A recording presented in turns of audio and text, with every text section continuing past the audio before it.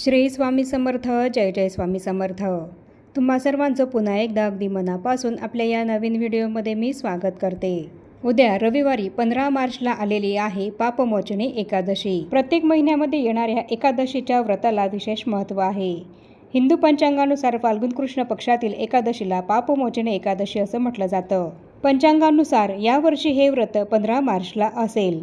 फाल्गुन कृष्ण पक्षातील एकादशी तिथी 14 मार्चला सकाळी 8:10 सुरू होईल, तर या तिथीची समाप्ती 15 मार्चला रविवारी सकाळी 9:16 होईल. तर उद्या तिथीचा विचार करता पापमोचनी एकादशीचे व्रत हे 15 मार्चला रविवारीच करण्यात येईल. पापमोचनी हा शब्द 2 भागांनी बनलेला आहे, पाप आणि मोचनी, ज्याचा अर्थ पापांपासून मुक्तता असा होतो. ही एकादशी केवळ उपवासच नाही तर आंतरिक शुद्धीकरणाचे सुद्धा साधन आहे. हा दिवस आत्मनिरीक्षण आणि देवाला शरण जाण्याची संधी आपल्याला प्रदान करतो. शास्त्रांमध्ये असे म्हटले आहे की जो भक्त या दिवशी भगवान श्रीहरी विष्णूंची पूजा करतो आणि पूजेच्या दरम्यान त्यांना तुळशीचे पानं अर्पण करतो, तसंच त्यांच्या मूर्तीसमोर दिवा लावतो आणि भक्तिभावाने श्रीहरी विष्णूंच्या मंत्रांचा जप या दिवशी करतो, तर त्या व्यक्तीच्या जीवनातील सर्व संकटांपासून त्याला मुक्तता मिळते. त्या व्यक्तीच्या हातून जी काही कळत नकळत पापही झाली असतील तर त्या पापांपासून मुक्तता या एकादशीच्या व्रतामुळे आणि त्याचप्रमाणे या दिवशी केलेल्या श्रीहरी विष्णूंच्या पूजेमुळे मुक्तता मिळत असते. भगवान विष्णू आणि देवी लक्ष्मीच्या कृपेने घरात सुख, समृद्धी, शांती आणि धार्मिकता वास करते. त्याचप्रमाणे या दिवशी जप, तप आणि दान केल्याने त्याची अनंत फळे ही आपल्याला मिळत असतात. फाल्गुन महिन्यातील कृष्ण पक्षामध्ये येणारी ही एकादशी सर्व प्रकारच्या न कळत घडलेल्या पापांपासून मुक्ती देणारी अशी एकादशी मानली जाते. पापमोचनी एकादशीचं व्रत हे अगदी सर्वांनी करावं असं शास्त्रामध्ये सांगण्यात आलेलं आहे. आपल्या हातून कळत न कळत घडलेल्या पापांपासून आपल्याला सुटका मिळावी, आपण केलेल्या या पापांचे परिमार्जन व्हावे, यासाठी हे व्रत केलं जातं. एकादशीची तिथी ही श्रीहरी विष्णूंना समर्पित आहे आणि या एकादशीला श्रीहरी विष्णूंची आणि तसंच माता लक्ष्मीची पूजाही केली जाते. आणि म्हणूनच या दिवशी व्रत करणाऱ्या आणि श्रीहरी विष्णूंची, माता लक्ष्मीची पूजा सेवा करणाऱ्या व्यक्तीला श्रीहरी विष्णूंची कृपा आणि माता लक्ष्मीची कृपाही प्राप्त होऊन त्या व्यक्तीच्या जन्मांतरीची पापही नष्ट होतात आणि अशा व्यक्तीच्या जीवनामध्ये सुख, शांती, समृद्धी, उत्तम आयुरारोग्य आणि ऐश्वर हे त्याला प्राप्त होतं. त्या व्यक्तीची वर्षभर आर्थिक भरभराट होत असते. धार्मिक दृष्टीने पापमोचनी एकादशी ही अत्यंत महत्त्वपूर्ण अशी एकादशी मानली जाते. त्यामुळे या दिवशी श्रीहरी विष्णू आणि माता लक्ष्मी यांची पूजा सेवा करण्यासोबत तसंच व्रत करण्यासोबत काही महत्त्वपूर्ण उपाय हे सुद्धा केले जात असतात. तर आजच्या या व्हिडिओमध्ये मी तुम्हाला असाच एक अत्यंत प्रभावी उपाय सांगणार आहे की जो उद्या 15 मार्चला रविवारी पापमोचनी एकादशीच्या दिवशी आपल्याला करायचा आहे. उद्या पापमोचनी एकादशीच्या दिवशी भलेही तुम्ही व्रत नाही केलं, उपवास नाही केला, तरीसुद्धा तुम्हाला फक्त सकाळीच असा एक दिवा इथे लावायचा आहे. यामुळे तुमच्या घरातलं दारिद्र्य दूर होईल. लक्ष्मी विष्णू कृपा लाभून वर्षभर तुमच्या घराची आर्थिक भरभराट होईल, तुमची खूप प्रगती होईल. तर उद्या असा हा एक दिवा आपल्याला कुठे लावायचा आहे आणि कोणत्या वेळेमध्ये लावायचा आहे आणि कसा लावायचा आहे याबद्दलचीच संपूर्ण महत्त्वाची माहिती मी तुम्हाला आपल्या आजच्या या व्हिडिओमध्ये सांगणार आहे.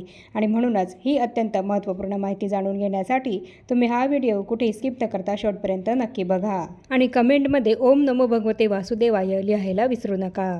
तर आजच्या व्हिडिओमध्ये जो उपाय मी तुम्हाला सांगणार आहे तर तो उपाय उद्या सकाळी आपल्याला 12 वाजेच्या आधीच करायचा आहे. सकाळी 12 वाजेच्या आधीच असा एक दिवा आपल्याला आपल्या घरामध्ये लावायचा आहे. आपल्या हिंदू धर्मामध्ये दिव्याला अनन्यसाधारण असं महत्त्व आहे. दिवा प्रज्वलित केल्याशिवाय कुठलीच देवपूजाही पूर्ण होत नाही. आपल्या हिंदू धर्मामध्ये दिव्याला ज्ञानाचे आणि प्रकाशाचे प्रतीक मानले जाते. शास्त्रामध्ये दिव्याला सकारात्मक ऊर्जा प्रदान करणारा आणि आपल्या आयुष्यातील गरिबी, दारिद्र्य दूर करणारा मानला जातो. आपल्या घरात दिवा प्रज्वलित केल्यामुळे आपल्या घरातली सर्व नकारात्मकताही दूर होते, तसंच सर्व वाईट गोष्टींचा हा नाश होत असतो आणि आपल्या घरात सकारात्मकतेचा आणि ज्ञानाचा प्रकाश हा पडत असतो. आपल्या घरात दिवा प्रज्वलित केल्यामुळे आपल्या घरातला सर्व अंधकार हा या दिव्यामुळे दूर होत असतो. तर उद्या एकादशीच्या दिवशी असा हा दिवा आपल्या घरामध्ये लावल्यामुळे आपल्या घरामध्ये सुख, समृद्धी येते. तसंच आपल्यावर माता लक्ष्मी आणि श्रीहरी विष्णू यांची कृपा होऊन आपल्या घरात माता लक्ष्मी ही अखंड स्थिर राहते. त्याचप्रमाणे असा हा दिवा पापमोचनी एकादशीच्या दिवशी आपण लावल्यामुळे आपल्या सर्व इच्छा, मनोकामनासुद्धा पूर्ण होतात आणि आपल्या घरामध्ये येत असलेल्या सतत आर्थिक अडचणी यासुद्धा यामुळे दूर होतात.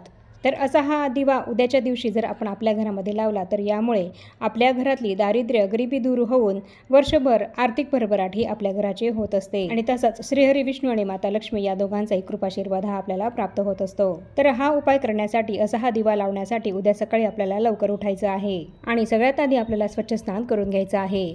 तर स्नान करताना आपल्याला आंघोळीच्या पाण्यामध्ये थोडीशी हळद आणि थोडंसं गंगाजल हे टाकायचं आहे आणि त्या पाण्याने स्वच्छ स्नान हे आपल्याला करून घ्यायचं आहे।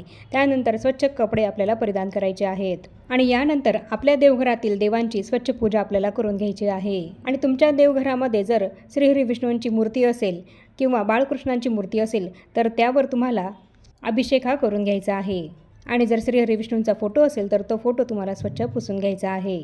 आणि या दिवशी आपल्याला श्रीहरी विष्णू आणि माता लक्ष्मी या दोघांचीही एकत्र पूजा करायची आहे। बाळकृष्णाच्या मूर्तीवर अभिषेक करून झाल्यानंतर पंचोपचार पद्धतीने आपल्याला बाळकृष्णांची हळद कुंकू अक्षता फुलं अर्पण करून धूपदीप ओवाळून पूजाही करून घ्यायची आहे आणि त्यानंतर हा उपाय आपल्याला करायचा आहे।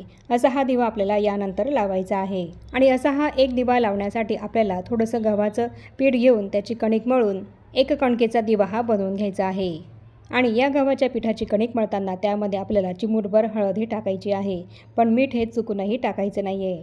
थोडासा पिवळसर रंगाचा हा दिवा तयार होईल यासाठी आपल्याला थोडीशी हळद या कणकेमध्ये टाकायची आहे आणि त्याचा असा एक दिवा हा आपल्याला बनवून घ्यायचा आहे। आणि यानंतर या दिव्यामध्ये आपल्याला शुद्ध गाईचं तूप हे टाकायचं आहे आणि तुमच्याकडे जर शुद्ध गाईचं तूप नसेल तर मग जे तेल तुम्ही दिव्यासाठी वापरत असाल तर ते तेल घातलं तरीसुद्धा चालेल। आणि त्यानंतर या दिव्यामध्ये दुहेरी कापसाची एक वात तयार करून ती वात आपल्याला या दिव्यामध्ये लावायची आहे आणि त्यानंतर एक छोटीशी आपल्याला स्वच्छ प्लेट घ्यायची आहे आणि त्या प्लेटमध्ये हळद आणि कुंकू यामध्ये थोडंसं पाणी टाकून त्याने या हळद आणि कुंकूने आपल्याला त्या प्लेटमध्ये स्वस्तिक हे चिन्ह काढून घ्यायचं आहे आणि त्यानंतर या स्वस्तिक चिन्हावर आपल्याला एक मूठभर चणा डाळ ही ठेवायची आहे आणि त्या डाळीवर आपल्याला हा दिवा ठेवायचा आहे।